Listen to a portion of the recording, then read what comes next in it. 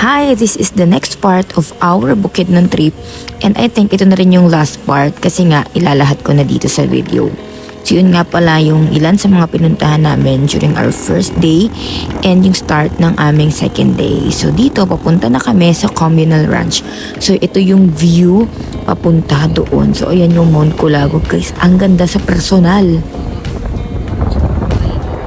So galing nga pala kaming Panimahawa Ridge and then few minutes lang papaba lang kami and then ito na nakarating na kami sa Communal Ranch. So I think magi 8 AM pa lang to. I think perfect time ng punta kasi wala pang masyadong tao. I think mga 9:30 nagsimula nang dumagsa yung mga tao. And weekdays yun ha. So yan yung mga few videos namin and then after nyan, since hindi na kami nagpunta sa Cedar Waterfalls kasi nga medyo nauulan, dito na lang kami. Few, I think 2 minutes lang. Ito sa may view deck. Andyan lang din yan malapit sa Communal Ranch. Nakatingin yung dalawa. And then Lover's Lane. And then pag uwi namin, nag-check out na kami sa Cliffside.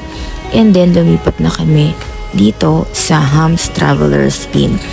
Grabe, super affordable nito ha. Air-conditioned room for 2 packs, 1,000 pesos lang per night.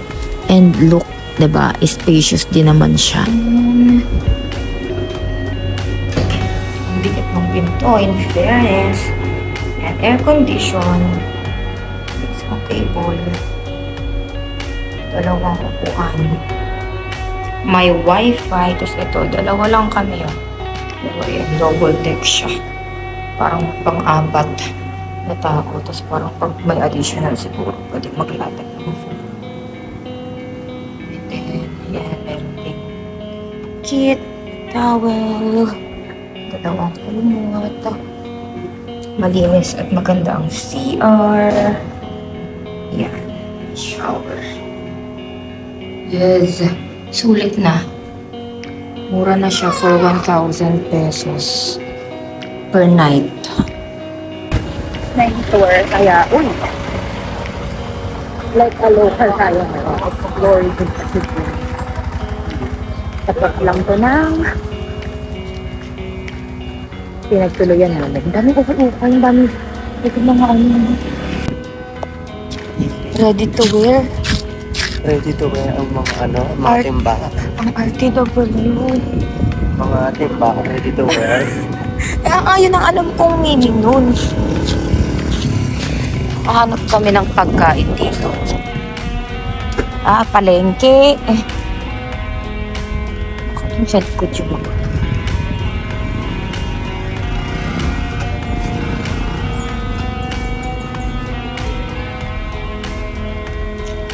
Dry section. Sa kabila, meat shop. Hindi pala siya parang food hub. Ayun yung terminal. Terminal. Ang dilim. Kasi commute tayo. Going to J-Cars. Scooter. Rental. And the next day, of course, our third day, ito na yung free day namin. So, magpupunta kami sa Dahilayan. Grabe, humirit pa talaga siya ng ukay-ukay. Tumingin lang pala. Grabe, ang daming ukayan dito ha, sa Impasugong. Oo, kasi yung rentahan ng mga motor, yung J-Cars, alam ba yun? Since pupunta nga kami ng Dahilayan, magre-renta lang kami ng motor. Nag-commute kami, papunta doon sa rentahan. So, meron sila sa Malaybalay. Meron din dito sa Impasugong. So, 100 nga pala yung binayad namin. So, parang special.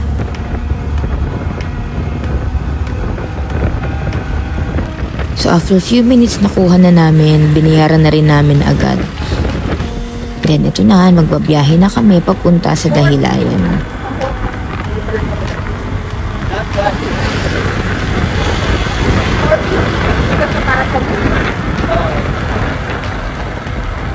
going to Dahilayan at magrenta kami ng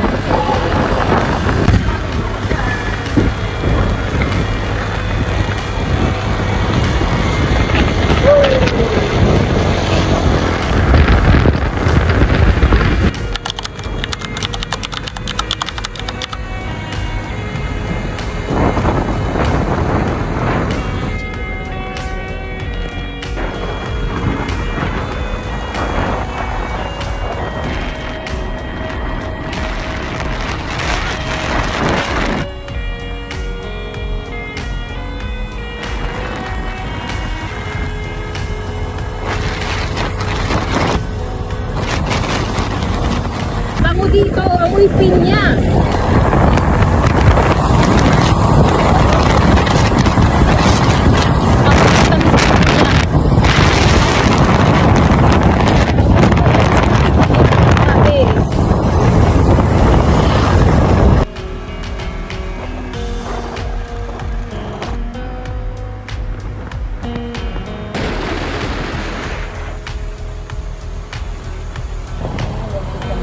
Continue for 12 kilometers.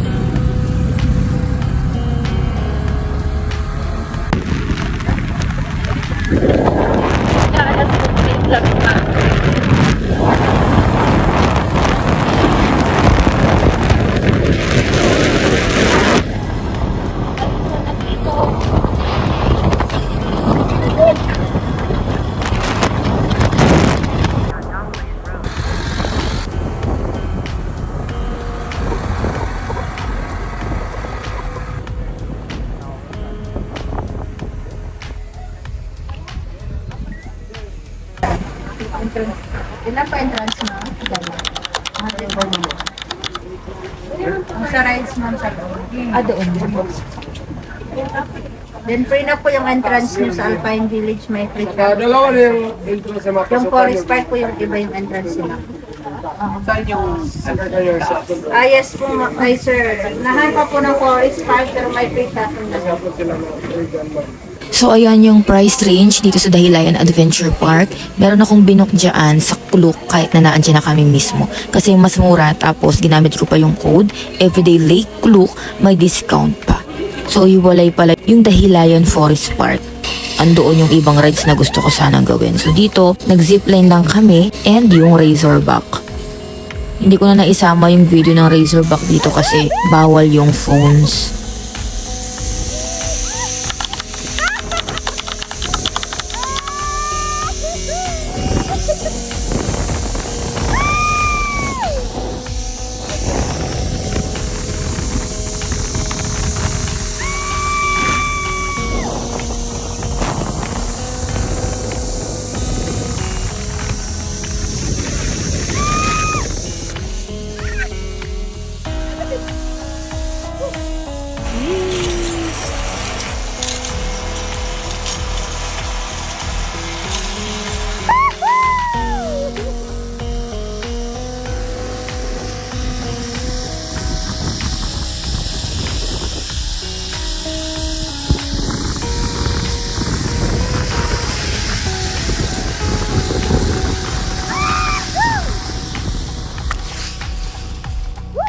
So, dun sa paglalandingan mo galing sa zipline, landing!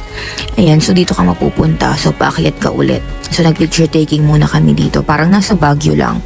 By the way, guys, ang lamig dito yung papunta dito sa Dahilayan. Di ba? May mga pinya, maraming mga tanim. Grabe, sobrang lamig. May part pa doon na para kang nasa freezer sa lamig.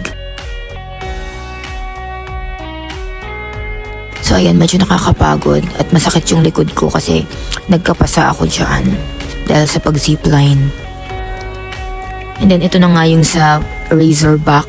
So, sumakay kami ng shuttle from Dahilayan Adventure Park. Yan, shuttle. Libre naman na papunta dito kasi dito yung Razorback. Taas siya banda. So, ayan, tinanong niya yung staff dito. Pwede naman daw inamin yan at fresh from the bundok daw yan. Nasa Nature Spring eh. Sarap. So, after na aming adventure, bumiyahe na ulit kami. Dinadaanan namin tong Del Monte. Wow, field trip yarn. And And then, kumain kami.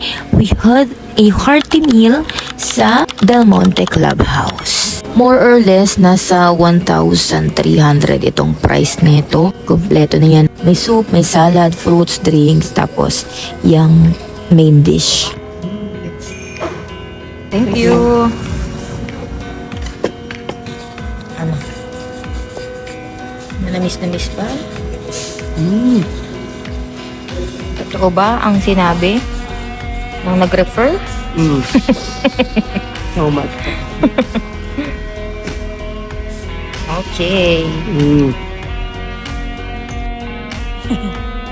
So after namin kumain, nagpahinga lang kaming konti and then bumiyahe na ulit kami pa uwi or pabalik sa Impasugong. So nasa 1 hour din yung biyahe namin. So by the way, 12 hours nga pala yung rental namin dun sa motor. So meron din silang 24 hours kung ilang days man yung balak mo. So kami 12 hours lang kasi kinabukasan naman pabalik na rin kami ng Manila.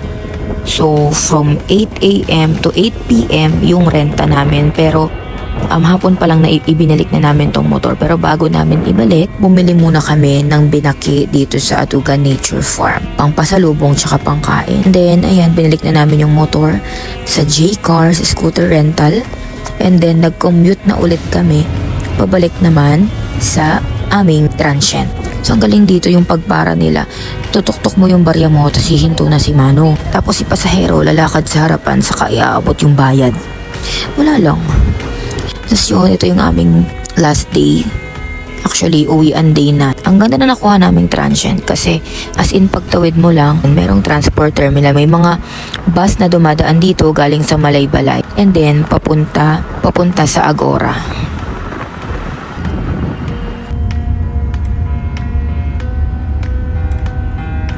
Okay, pagdating namin sa Agora, syempre pumunta muna kami sa Limketkay para bumili ng mga pasalubong. Dito na kami nakabili. So from Agora, nag-taxi kami papunta dito sa Ketkay kasi wala na kaming choice. So kumain muna kami and then dito lang kami sa part na to bumili ng mga pasalubong. And then after nyan, bumalik ulit kami. So another 100 papuntang Agora. And then from Agora bus terminal, papunta sa airport. And then, that's it. Grabe, we enjoyed this Bukidnon trip. Our first Mindanao travel. Hopefully, makabalik ulit kami next year. So, our expenses for our 4 days and 3 nights in Bukidnon, including the round-trip tickets for 2, and then yung dalawang accommodation, pati yung mga pagkain namin, mga entrance fees kasama na, is 21,032 or 10,716 per pack. So all in na yan, from airport to airport na yan ha. Yung steak lang yung mahal namin nakainan, and then hindi pa pala kasama dyan yung mga pasalubong. So yun lang, I hope you enjoy this virtual travel with us and see you on our next one.